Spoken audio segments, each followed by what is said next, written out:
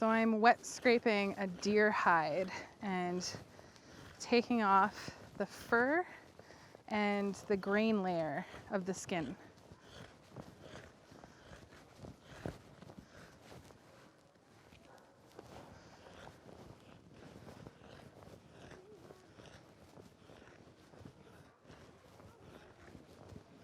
This is just a regular blade. It doesn't have to be sharp. You actually kind of want it to be a little bit dull because you don't want to cut through the skin. And it's hard to describe what it feels like. You can tell when a deer hide is ready to be tanned because when you scrape it like this without putting much pressure, the grain layer will easily come off. But if it hasn't been soaked long enough, the grain layer will want to stick on there, so it's a lot harder to get off. So the grain layer is like the thick part when you buy a leather thing that's commercially made. That thick, shiny part that you would put on the outside of things is the grain. And by taking the grain off, you're able to use the brain to soften it because it can penetrate the other layers of the skin better. Basically, where you can see here it's see-through, you want the entire skin to look like this because this part here that's a little bit darker is the grain. And sometimes if you look really close, you can even see the hair follicles in the skin.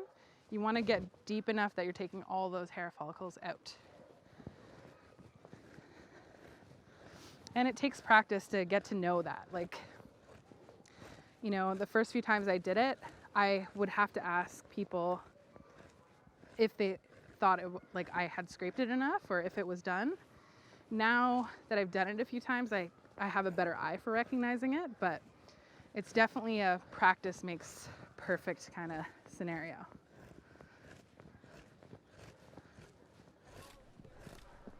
I always love it when they're at this stage because it just wants to go, you know? Instead of it being a struggle to flesh it, it's just at the perfect point.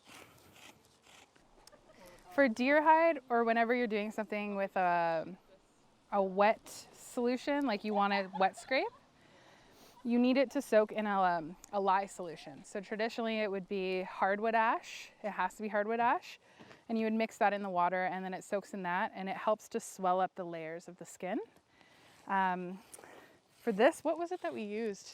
Probably potassium hydroxide. Yeah, potassium hydroxide, which is often used for like making soaps and stuff like that. But you can use anything that would act as a lye solution, really. Mm-hmm. High alkalinity. Yeah. And that's what gets it like swollen and kind of looking a little bit rubbery on this side, because this part still has all of that water in there, right? So that's how you can kind of tell it's at the perfect point. So it looks pretty good, but just to get some of that extra liquid out too. And then the edges are always where the grain sticks the most.